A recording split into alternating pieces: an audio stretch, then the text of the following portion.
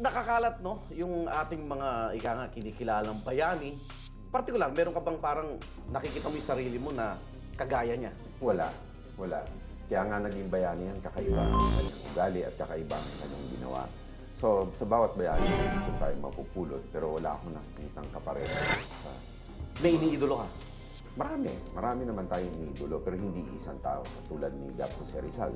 Yung tapang na lang niya na umuwi dito na alam niya na hinaharap siya na personal danger nasa buhay niya. Kapuri-puri. Si Andres Bonifacio naman na naghimagsik talaga. Taon-taon pinararangalan niyan, lalo-lalo na sa Philippine Army. Sino ang pinaka-idol mo ngayon sa buhay mo na buhay? Wala akong partikular na idol na buhay ngayon. Marami naman tayong mapupulot hawin na leksyon sa bawat tao. Katulad nung isang na-award namin na 7-year-old na bata na sinave niya yung pamilya niya, wala kanyang mga magulang. Nagkalasag award yan. So, idolo namin siya. Si Efren Peña Florida, dun sa advocacy niya, naging Hero of the Year sa CNN. Marami din yung mga namatay dun sa Ondoy na nag-try to save others. And yung distinguished public servant natin. Secretary, medyo formal at seryoso daw kayo. Patawanin nga namin kayo.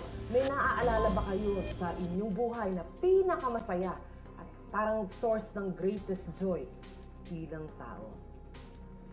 Well, ang pinakamasaya, nung araw na kinasal ako, at lalong sumaya nung nagkaroon kami ng anak. Meron pang ibang, personal ba yung dahilan ng joy ninyo? O meron parang related to public service na source of joy? Kasi, bagamat ganito yung nakikita ng publiko sa akin, medyo happy-go-lucky din naman ako. Alam ng mga kaklase ko yan. Sa UP na lang talaga ako nag-concentrate na seryoso. So maraming small vignettes kung kailan na ako masaya. Different scenario sa iba't ibang mga okasyon. Parating nakikiliti tayo sa love story mo eh. Totoo ba na talagang dinasal mo yung mapapangasawa mo na kung hindi siya, may picture ka, di ba? Parang dinala mo sa madre na kung hindi siya, wag na lang. Para lumabas yan? Mukhang napakagaling na research team.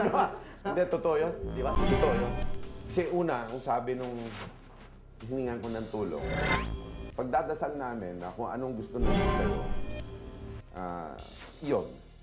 Sabi ko, kung hindi yan, ayaw ko na. So, dinasal mo talaga? Oo.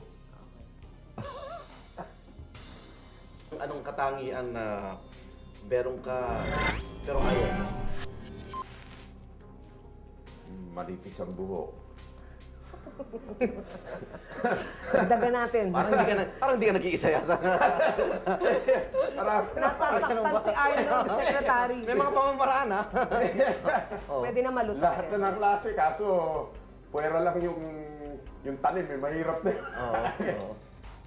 So talagang parang yun ang mo, parang kung nabiyayaan tayo pare-pareho na. Ibang epekto talaga sa lalaki kapag numinipis yan, alam mo?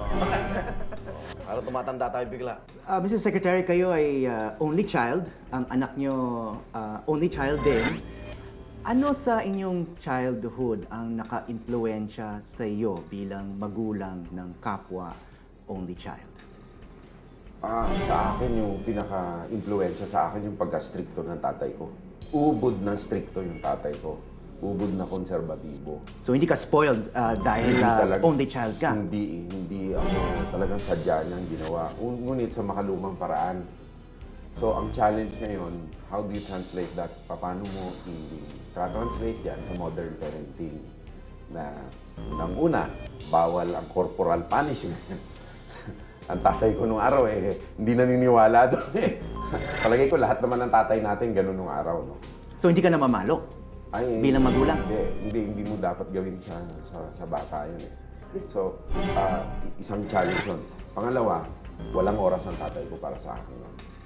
Bagamat na fleeting ang aming pagkikita, stricto nga siya, baliktad yung ginagawa sa akin. Mr. Secretary, sabihin nila mga politiko mahilig sa mga brownie points, PR spins, political line.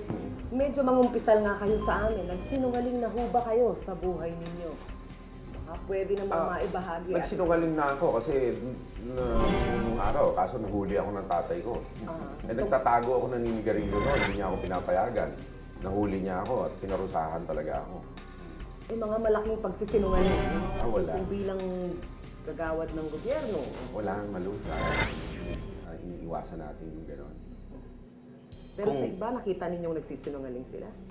Well, marami naman tayo na disiplina din sa departamento natin at nakikita naman natin may badges of fraud, nga. So, pagsisinungaling na rin yun. So nagsisigarilyo ka pa rin Hindi hanggang na. ngayon? I stopped smoking 1 year and 8 months ago. Mahirap ba yung proseso na yon? Mahirap, pero dahil sa isang pustahan lang yun dun sa Campang Inaldo. Malaki po sa Hindi, dangal ang pusta no. Dangal. dangal. Puri at dangal. Dahil ang pustahan namin, kapag hindi tumigil manigarilyo, may ibabansag sa'yo na palayaw na Kaya-aya. hindi kaaya-aya sa Pilipino. Binanggit mo na stricto yung father mo. Ito ba nakalikihan mo na may short temper ka daw sa staff mo na nabubulyawan o kahit pa paano napapagalitan? So kung may bagay kang gustong palitan, ito ba? Paminsan-minsan. Hindi naman ako yung katulad ng tatay ko pag bumubulyaw, hindi nakangiti.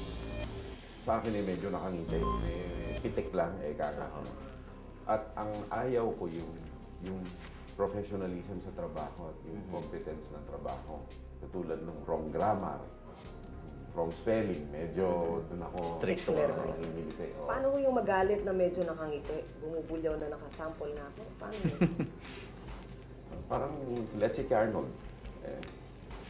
Arnold, medyo ulitin naman natin yan ng konti, ano? Medyo 3 beses na yan, Yung sa tatay ko, medyo may kalutungan ng konti pagka. Ano ang mga katangian na meron ng iba na ayaw mo? Medyo mahirap na sagutin na tanong, hindi ko talaga na-internalize, Pero palagi ko yung marketing savvy nung iba, wala sa akin. Depende kasi sa background ko, abogado, hindi medyo talagang likas na konserbatibo ka at saka medyo kimika ng konti. Pero yung marketing savvy ng iba, probably hindi naman sa ayaw ko, Pero meron sila, wala ako. Pero in terms of yung mga gusto mong kaibiganin, anong mga uring personality yon? Yung totoo lang. Yung totoo. Straight talker, totoo. At hindi yung goody two-shoes image ba? Yung, Project lang. Oo. Ano naman ang personalities na iniiwasan nyo? Yung goody two-shoes image na baka naman, di ba, holier than thou image na yun medyo hindi ko gusto. Mr. Secretary, matanong natin, meron na ba kayong pinakamahal na nabiling bagay o yung greatest extravagance? Kayo ba'y magarbong tao? Maluho. Magastos, maluho. Hindi ako magarbo. Lagi ko yung greatest, yung kotse ko lang, yung Volvo. And then, yung iba, Magkano po halaga nun? 4 point something. Tinulungan ako ng nanay ko. Bakit importante sa inyo may ganung uring sasakyan? Hindi ba kayo kontento sa ordinaryong kotse? Yan. Bakit kailangan Volvo? Well, sa akin, sa paglalakbay ko, it's the safest. It's not the most luxurious, but pinaka-safe siya na kotse.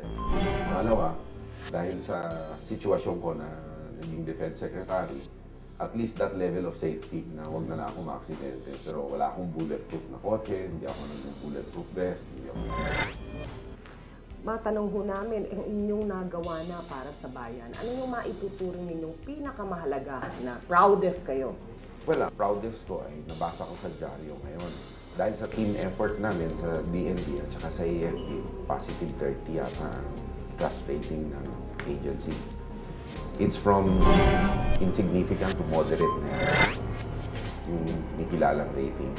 At hindi lang naman ako, pero marami na nakasama ko sa departamento at saka sa AFP na tumulong naman na gumawa nun. Kasi dito ko talaga binuhos lahat ng kakayahan ko sa DND at saka lahat ng effort ko sa 2 years and 4 months.